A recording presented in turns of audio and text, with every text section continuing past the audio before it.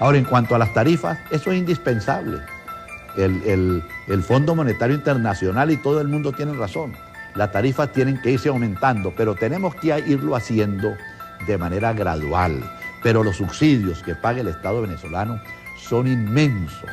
El agua, por ejemplo, se le da a los caraqueños por la 10ª parte de lo que cuesta traerla a Caracas, donde tenemos que bombear desde el nivel del mar hasta 1000 metros de altura.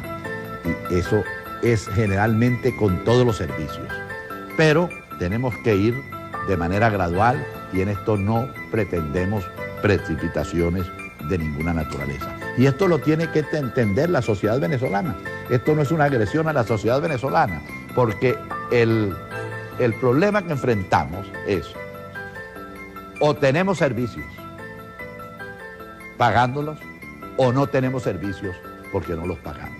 Y eso es precisamente uno de los problemas que tenemos, que los servicios públicos son malos y que por eso no se pagan. No, los servicios públicos son malos porque no se pagan, porque el gobierno no tiene los recursos necesarios para atender y para que sean buenos. Y la población tampoco se ocupa de defender sus servicios porque no los paga. De manera que este contrasentido, este dilema negativo, perverso, tenemos que resolverlo y hay que elevar los impuestos, hay que elevar los precios de los servicios públicos y hay que mejorar los servicios públicos. Pero ya el gobierno ha demostrado que en el año pasado se disminuyeron en 60.000 los empleados de la administración pública, 30.000 por la privatización de empresas que pasaron al sector privado, por los obreros, los trabajadores que ellas están, y 30.000 que retiramos pagándole sus prestaciones, etcétera, etcétera. Pero este es un proceso que tampoco puede ser brusco. En primer lugar, porque el retiro de los trabajadores del Estado cuesta muchísimo dinero. Hay que pagarle sus prestaciones sociales.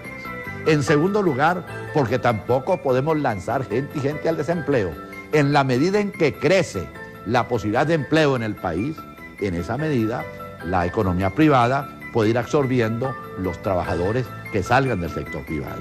A nadie le gustaría que se aumentara el desempleo.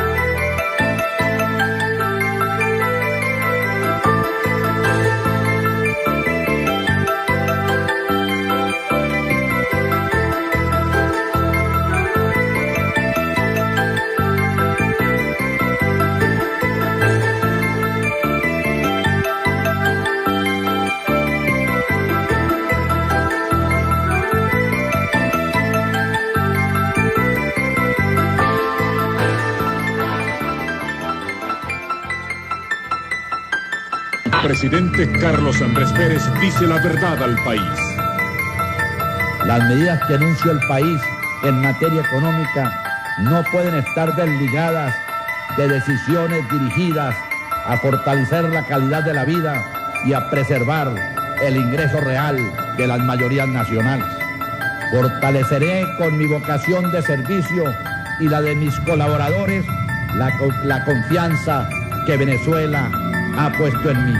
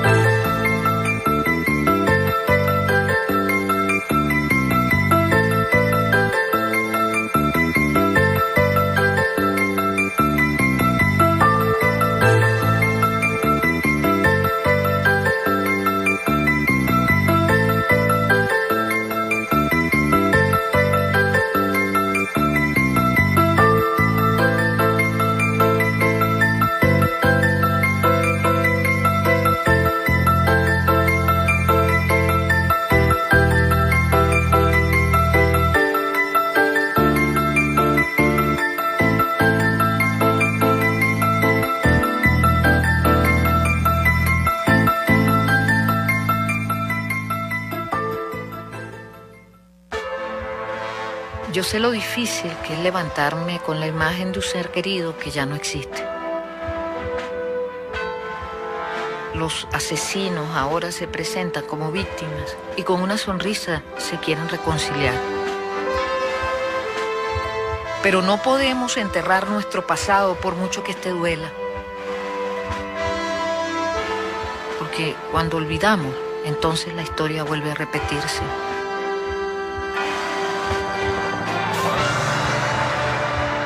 Ellos eran el poder y solo fue represión, masacres y dolor. Y si permitimos que regresen, es porque no aprendimos nada. Mi nombre es Ismenia Suárez. Mi hermano fue asesinado el 27 de febrero de 1989. No permitas que vuelvan. Jamás olvides.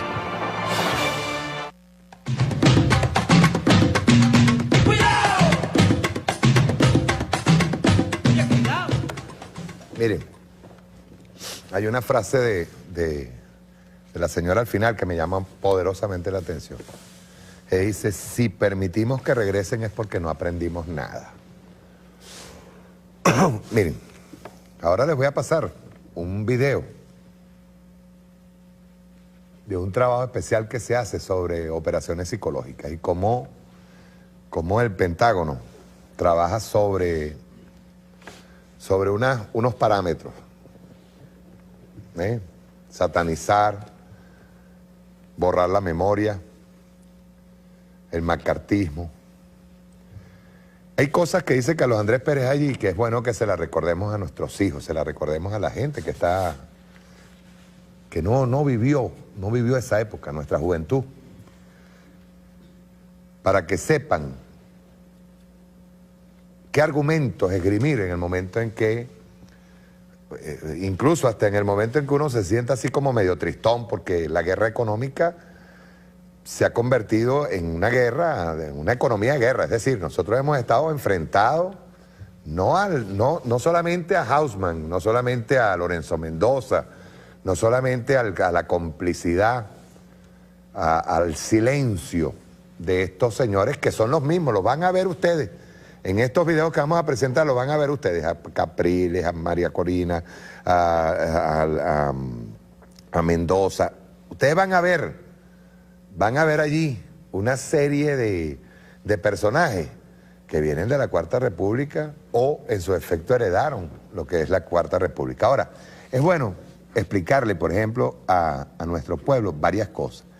Fíjense bien que en el momento en que Carlos Andrés Pérez da esa entrevista,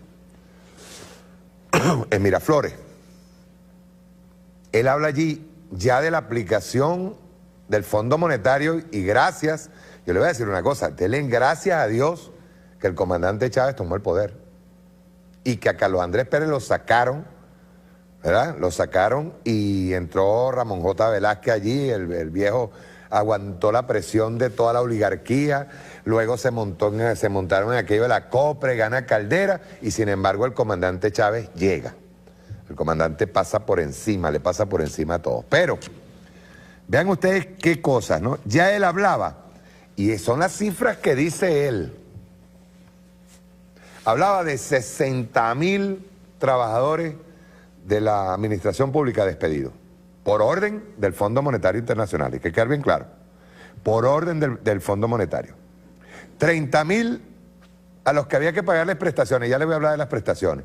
30,000 a los que supuestamente incluso la empresa privada, Fede Cámara, pues, le había prometido al Fondo Monetario, le había prometido a Carlos Andrés Pérez que ellos iban, o por lo menos fue una promesa, pero es un espejito, que ellos iban a absorber a los que serían sacados, excluidos de la administración pública para reducir el Estado, reducir los gastos.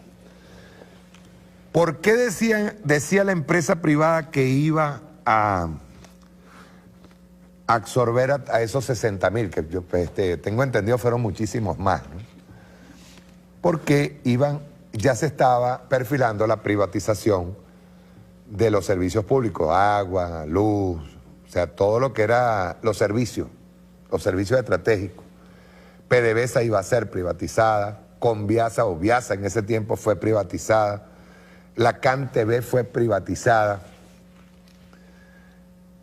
y lejos de absorber a la cantidad que ellos decían que iban a absorber de empleados de la administración pública, lo que hicieron fue votar a medio mundo, porque la empresa privada estaba tomando poder sobre los servicios estratégicos. Pues. De hecho, por ahí surgió una de las compañías de telefónica celular, que es la de Digitel, si no me equivoco, estaba metido un tal Roberto Smith. ¿Se acuerdan de ellos? De Roberto Smith. Las prestaciones sociales, fíjense bien, fueron una trampa que le dejaron a los gobiernos subsiguientes, pues. Es decir, y sobre todo corrieron la arruga en el momento en que se dieron cuenta que el comandante Chávez iba a tomar el poder. Las prestaciones sociales se las estiraron hacia allá. Fíjense que Teodoro Pekov elimina las prestaciones sociales, entran a un nuevo marco de prestaciones, que pues no eran prestaciones realmente, elimina, el seguro social lo iban a eliminar, y le dejan pendiente el pago de las prestaciones. Cuando la revolución llega al poder, una de las deudas más grandes que tenía el Estado venezolano era con sus propios empleados, las prestaciones. Es una de las deudas más grandes que dejó el capitalismo aquí, que dejó la oligarquía, que dejó la putrefacta Cuarta República, fueron las prestaciones sociales. Y se fueron cancelando poco a poco, porque yo recuerdo la preocupación que había del gobierno revolucionario, y se fueron cancelando poco a poco las prestaciones. No solo las prestaciones, se fueron cancelando todos los robos de la banca, de un Fogade que protegía a la banca privada, pero no protegía al cuentaviente.